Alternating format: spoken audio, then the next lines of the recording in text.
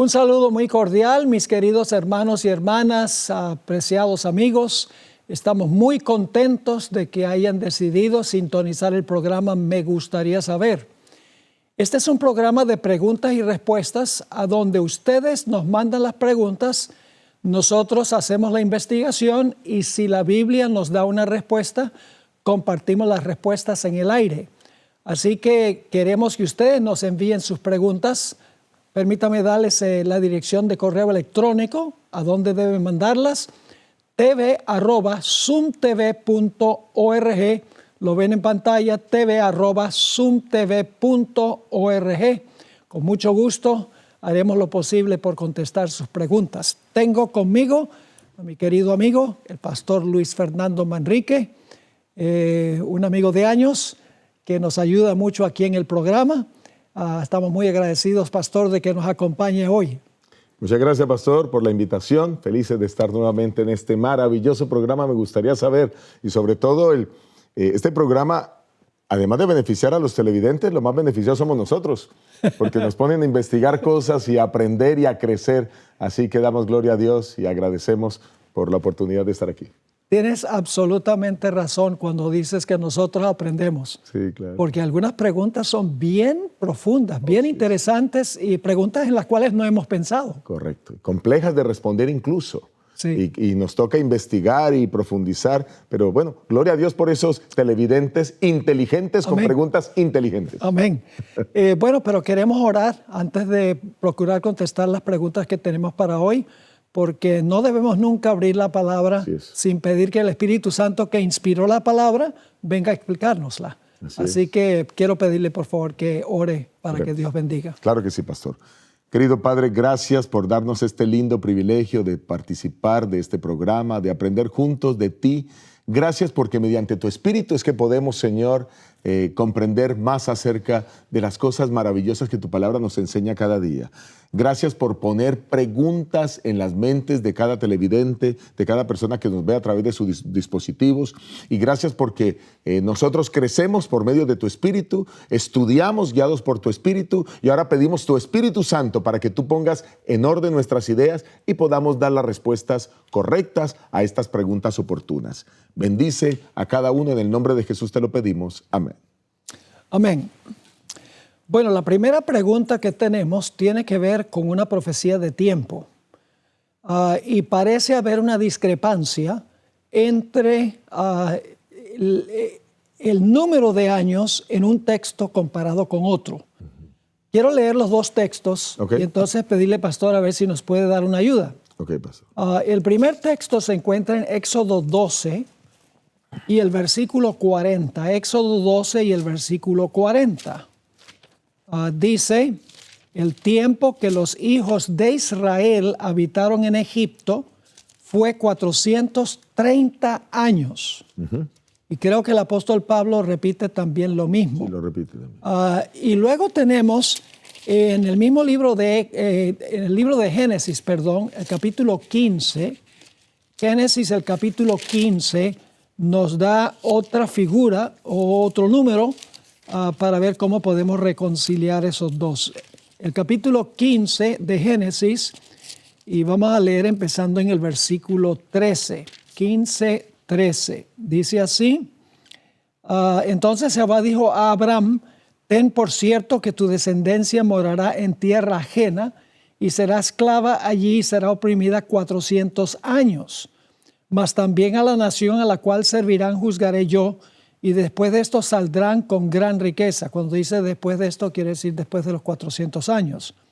Y tú vendrás a tus padres en paz y serás sepultado en buena vejez. Así que los dos textos parecen discrepar, porque uno dice 400 años en Egipto y el otro dice 430. ¿Cómo reconciliamos esos dos textos? Sí, un texto habla de 400 años viviendo en tierra de Egipto y el otro habla de 400 años siendo oprimidos en Egipto. Entonces, vamos a tratar de dar una explicación. Quizás vale la pena decir que se han intentado dar varias explicaciones de esto. La explicación que vamos a dar, yo pienso que es la más conocida entre los adventistas. Sin embargo, quizás hayan otras posibles explicaciones. Después de mirar varias, yo vi esta como la más coherente. De paso, no es mía, esta la estoy tomando del Comentario Bíblico Adventista y me parece que es la más coherente, pero revisé por lo menos 3 más de estas explicaciones. Algunas no dan solución, Sí. pero la nuestra sí da solución, la del Comentario Bíblico. Quería hacer un comentario antes de que comparta la mejor forma pues, de resolver el problema, que no puede haber contradicción No, entre las dos cifras, no puede haber. porque en Génesis, donde dice 400 años, eso fue escrito por Moisés. Claro, Y en Éxodo, el capítulo 12, fue escrito también por Moisés. correcto. Entonces, si no hay una discrepancia, tenemos que conseguir cómo reconciliar los dos y que estén en armonía. El apóstol Pablo también dice 430 años. Así que no hay contradicción porque Moisés usó ambas cifras. Correcto. No, y en mi experiencia, pastor, cada vez que atendemos temas de este tipo, todas son aparentes contradicciones. Lo que necesitamos es investigar para poder solucionar la dificultad que aparece. Pues vamos a comenzar a solucionar entonces la dificultad y partamos desde Génesis 15:13, que fue el último texto que usted leyó. Génesis 15:13. Entonces Jehová le dijo, ten por cierto que tu descendencia habitará en tierra ajena y será esclava allí y será oprimida 400 años. Comenzamos diciendo que en Génesis el capítulo 12, Dios le dice a Abraham que salga de su lugar, de su tierra, de su parentela, a una tierra que Dios le mostrará. Pero es una tierra que es la descendencia de él quien iba a disfrutar de esa tierra. Correcto. ¿Está bien? No necesariamente Abraham. Abraham llega a una tierra que no pertenecía. Para aquel entonces, la tierra en donde habitó Abraham, la tierra de Canaán, pertenecía a Egipto. Si miramos mapas que nos llevan a los dominios de Egipto en la época en donde se desarrolló la historia del Génesis, pues vamos a encontrar que el dominio del imperio egipto llegaba a la tierra Canaán. Lo que quiero decir es que desde que él sale de Ur, de Mesopotamia, que eso ya no eran dominios de Egipto, y pasa a la tierra de Canaán, él llega a dominio de Egipto. O sea que Abraham y su descendencia vivieron en tierra de Egipto. Eso para poder hablar de que su estadía allí fueron 430 años. Ahora, ¿cuándo sale Abraham? ¿Cuántos años tenía Abraham cuando sale de esa tierra? Pues él cuando sale de Ur, tenía 75 años. Desde allí debiéramos comenzar nuestro conteo. Pero habla de que serían, si comenzamos los 430 años desde ahí, pues él comenzó a vivir cuando tenía 75 años. Pero luego nos está diciendo que 400 años serían oprimidos, dice Génesis, el capítulo 15, el versículo 13. O sea que después de los 75 años, si le sumamos 30, para tratar de marcar la diferencia aquí entre los 400 y los 430, Abraham tendría 105. Quiere decir que la opresión comenzaría, la opresión sobre su pueblo, sobre sus descendientes, comenzaría cuando Abraham tenía 105. Y quiero decirle que esa persecución y esa opresión la vivieron los descendientes de Abraham desde el mismo momento en que nace Isaac. Porque Isaac nace cuando tenía Abraham 100 años. Y entonces ahora viene Ismael y comienza a perseguirlo. Pero bueno, yo aquí estoy dando la teoría sin usar los textos. Vamos a usar los textos para que la palabra de Dios nos pueda aclarar cada uno de los puntos. ¿Estamos de acuerdo? De acuerdo. Entonces, vamos a comenzar. Comencemos hablando vamos a ir a Gálatas para comenzar a entender esto de las promesas. Gálatas capítulo 3, versículos 16-17. Gálatas 3, 16-17. Y Pastor Bor, voy a pedirle que por favor me ayude para que podamos tocar ese texto. Gálatas 3, 16-17. Ok, Gálatas 3 y el versículo 16 dice lo siguiente. Ahora bien, a Abraham fueron hechas las promesas y a su simiente. No dice y a las simientes como si hablase de muchos, sino como de uno, y a tu simiente la cual es Cristo.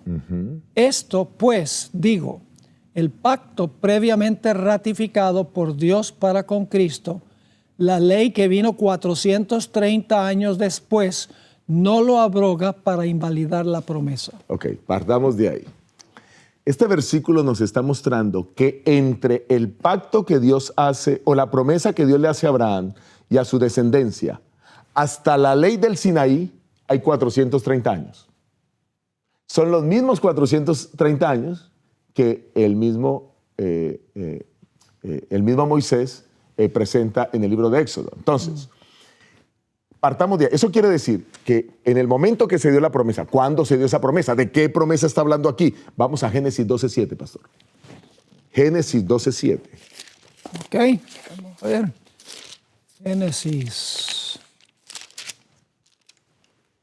Vamos a buscar aquí Génesis, el capítulo 12 y el versículo 7. Correcto. Ok, 12:7 dice: y apareció Jehová a Abraham y le dijo: a tu descendencia daré esta tierra, y edificó allí un altar a Jehová, quien le había aparecido. Muy bien. Vale la pena decir que la tierra no le sería dada a Abraham. La tierra le sería dada a su descendencia. De paso, ¿cómo sabemos? Sabemos exactamente cuando leemos Gálatas 3, 16, 17, que está haciendo referencia a este texto de Génesis 12:7, porque no está hablando de los descendientes, sino está hablando de uno solo, de su descendencia. Ok, así que, y esa tierra finalmente fue dada al pueblo de Israel, nosotros lo sabemos, ¿verdad? Pero allí comienza los 430, así como nos lo dice Gálatas. Ok, los 430 comienzan cuando Abraham tiene 75 años. Vamos entonces a mirar cuándo comienzan los 400. Los 400 comienzan cuando inicia la persecución. Y para eso, pues vamos a tener que mirar otra vez en Gálatas. Vamos a mirar un poco acerca de cómo inicia esa persecución, esa opresión sobre los descendientes. Gálatas 4, 28 al 30. Ok, donde está hablando de Ismael e Isaac. Sí, señor, sí, señor. 4, 28 al 30. ¿Quiere que lo lea? Claro, por favor, pastor. Así que, hermanos, nosotros como Isaac somos hijos de la promesa. Pero como entonces el que había nacido según la carne perseguía al que había nacido según el Espíritu, así también ahora. Mas, ¿qué dice la Escritura? Echa fuera a la esclava y a su hijo, porque no heredará el hijo de la esclava con el hijo de la libre. Muy bien. Así que este texto nos está mostrando, pastor, que comienza una opresión sobre los descendientes de Abraham.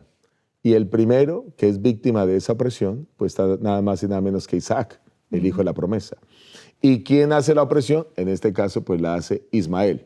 Pero recuerden que de ahí pasó, porque Isaac tuvo dos hijos.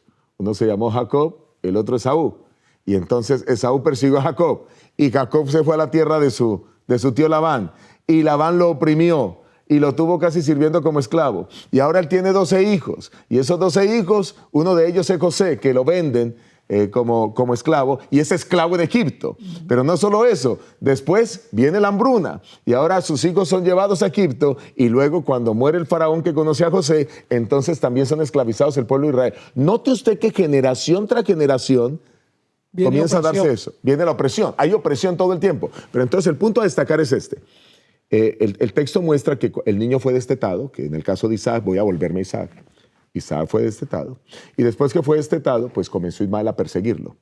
Si a los 75 años se le dio la promesa a Abraham, y contamos 30 años después de eso, Abraham tenía 105. La Biblia muestra que Abraham tuvo a su primer hijo a los 100.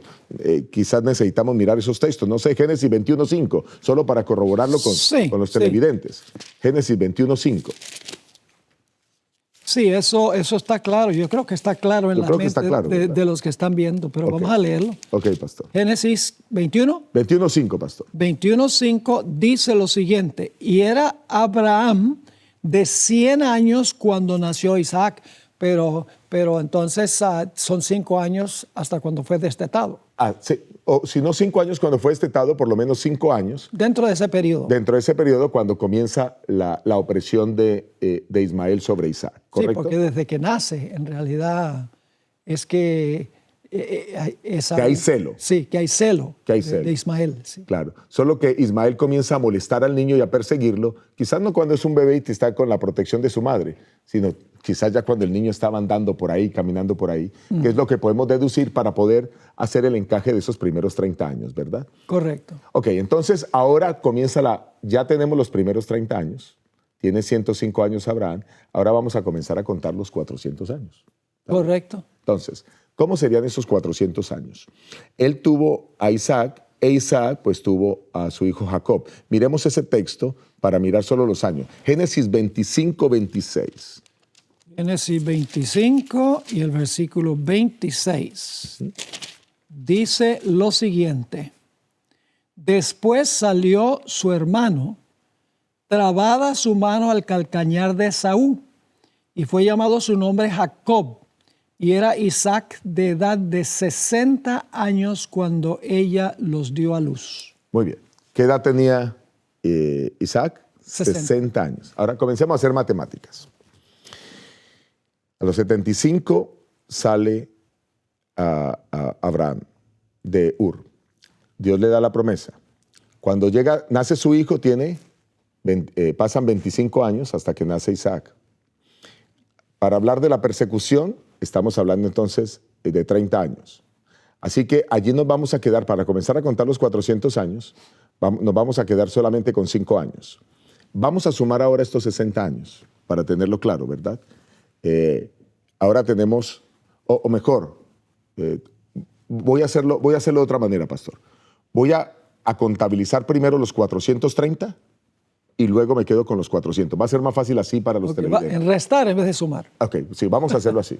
Entonces, pasan 25 años desde que sale de Ur, Abraham, hasta que nace Isaac, 25, porque nace cuando tenía 100 años. Luego aquí nace Isaac, pasan 60 años hasta cuando nace Jacob. Entonces ahí tenemos 25 y 60, 85. Pero ahora vamos a mirar cuántos años vivió Jacob. Génesis 47, 9. 47, 9. Okay. Ya al final del libro de Génesis.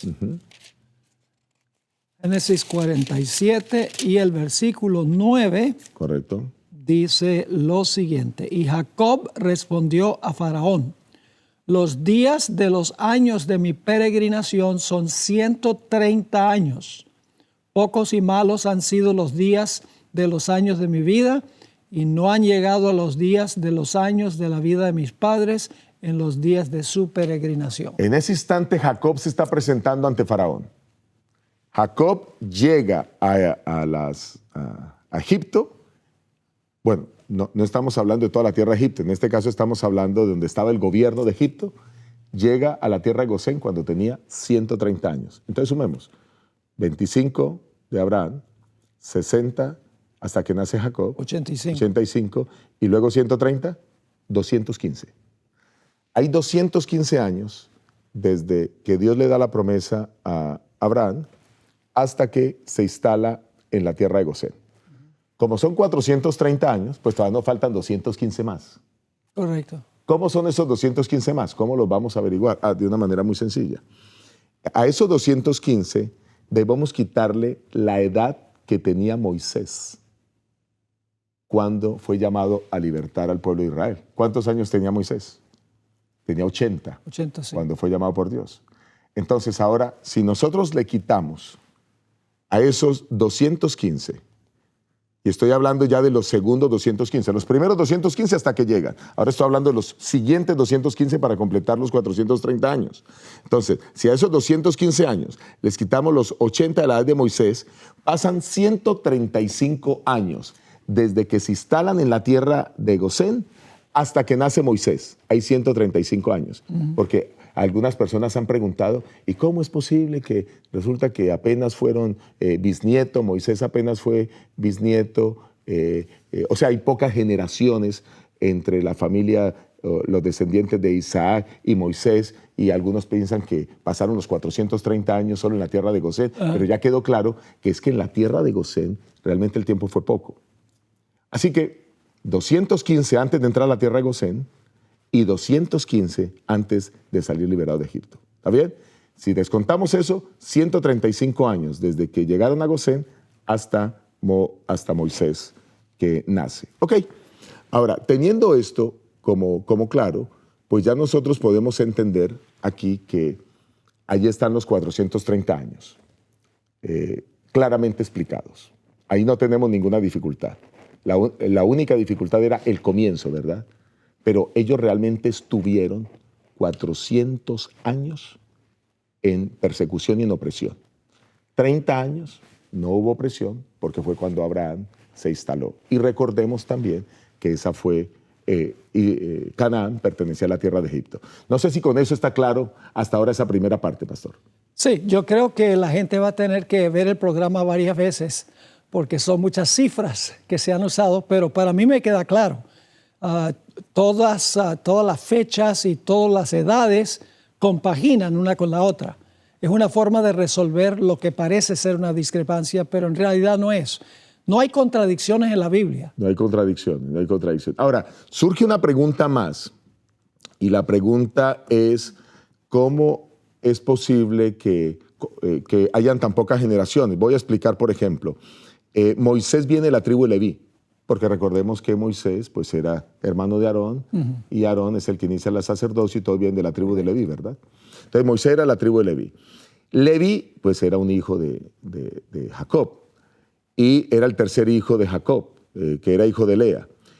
Él tiene un hijo que se llama Coat, Coat tiene un hijo que se llama Amram, y Amram tiene un hijo que se llama Moisés. Entonces realmente solamente hay 3 generaciones, pastor, desde los hijos de Jacob hasta Moisés.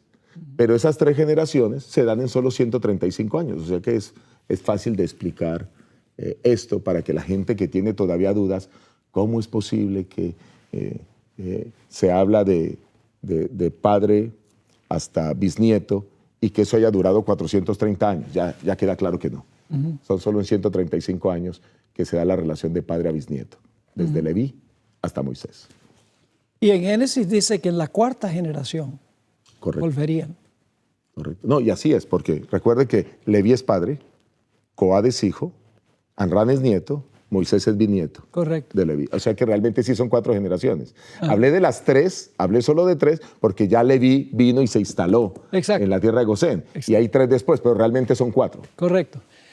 Ahora, esto me hace pensar de cómo describe la Biblia la muerte de Judas. Porque si uno lee en Mateo, dice que fue y se ahorcó. Y si uno lee el relato en Hechos, dice que cayó una larga distancia, se le reventó el estómago y le salieron las entrañas. Entonces algunos dicen, la Biblia se contradice, porque uno dice que se colgó y en el otro lugar dice que cayó una distancia. La hermana White demuestra que no hay contradicción. Yo sé que esto no tiene que ver con los 400 años, pero el punto que quiero hacer es que lo que parece ser contradicción, cuando uno lo entiende bien, no lo es. El Espíritu de Profecía dice que Judas era el más grande, más fornido de los discípulos. Y se colgó de una rama que estaba por encima de un precipicio. Y como era tan pesado, la soga se rompió y cayó a una larga distancia, se le abrió el vientre y se le salieron las entrañas. Es decir, si uno solo lee Mateo y Hechos, uno dice, bueno, pero ¿cómo uno reconcilia eso? Pero el Espíritu de Profecía lo reconcilia de una forma hermosa. Ambos son correctos. Entonces, lo mismo podemos decir de los 430 años. Ambas son correctas. El hecho de que Moisés usa ambas cifras indica de que no hay contradicción. Correcto, no hay contradicción. Y mirándolos, yo sé que los televidentes pues tienen que volver a mirar y repasar porque hemos dado varias citas, hemos dado cuántos años habían entre uno y otro, pero realmente es claro cuando ya vamos a la Biblia, miramos las cifras y nos damos cuenta que encajan perfectamente los 430 y los 400. Amén. Bueno, muchas gracias, pastor, por esa explicación. A veces hay que escudriñar las Escrituras, sí. Porque no es una cuestión de así leer nada más como uno lee el periódico, ¿verdad? Hay que investigar. Bueno, tenemos muy poco tiempo todavía, pero quiero tal vez traer a colación esta pregunta de Casia, Tiene que ver con la resurrección. Leo, los que mueren en Armagedón resucitarán. Los que murieron en el diluvio resucitarán. ¿Qué es de Eva, que fue tentada por la serpiente? ¿Resucitará? Todos ellos resucitarán en la segunda resurrección y van a estar juzgados según sus hechos, o categóricamente no resucitan los que mueren a causa del juicio divino. Hay versículos que dan a luz sobre esta cuestión. ¿Puede dar una respuesta corta a esto? Sí, la respuesta corta es que la Biblia muestra con claridad que todos los impíos van a resucitar y que van a resucitar en la segunda resurrección. ¿Y Eva va a estar en esa resurrección? Eso no podemos decirlo. Porque la pregunta da la impresión de que Eva va a estar en esa resurrección. Nosotros no podemos decir si Eva va a ser salva o no. Podemos decir que Adán va a ser salvo. Sí. Porque tenemos demasiada evidencia, no solo en la Biblia, sino en el Espíritu de profecía, de que Adán va a ser salvo. Sí. Con respecto a Eva, pues la Biblia hace silencio. Así que no sabemos.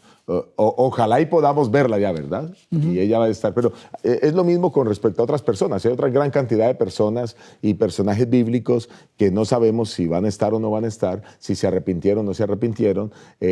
Tendremos sorpresas en el reino de los cielos. ¿Está bien? La palabra de Dios, o sea, no debemos decir nada más allá de lo que la Biblia dice. Exacto. Sin embargo, el Espíritu de profecía sí nos dice que se levantarán muchos, o se levantarán todos en la segunda resurrección. Solo leo Conflicto de los Siglos, página 719. Al fin de los 1000 años vendrá la segunda resurrección. Entonces los impíos serán resucitados y comparecerán ante Dios para la ejecución del juicio decretado. Y el libro de Apocalipsis dice claramente que el número de ellos es como la arena del mar. Claro. Es decir, todos los impíos de todas las épocas van a resucitar. Y en Apocalipsis 20 habla de una escena de juicio. Cada uno va a ver por qué se condenó. Correcto. Porque cuando murieron no sabían por qué estaban condenados. Pero ahí van a ver en el juicio. Dios va a mostrar en un panorama las vidas que vivieron y ellos van a concordar que Dios obró correctamente en los casos de ellos. Eso lo dice Apocalipsis 20. Bueno, ojalá que estas explicaciones hayan sido satisfactorias. Queremos agradecerles por unirse a nosotros en el programa. Y Dios mediante nos veremos en la próxima. Bendiciones.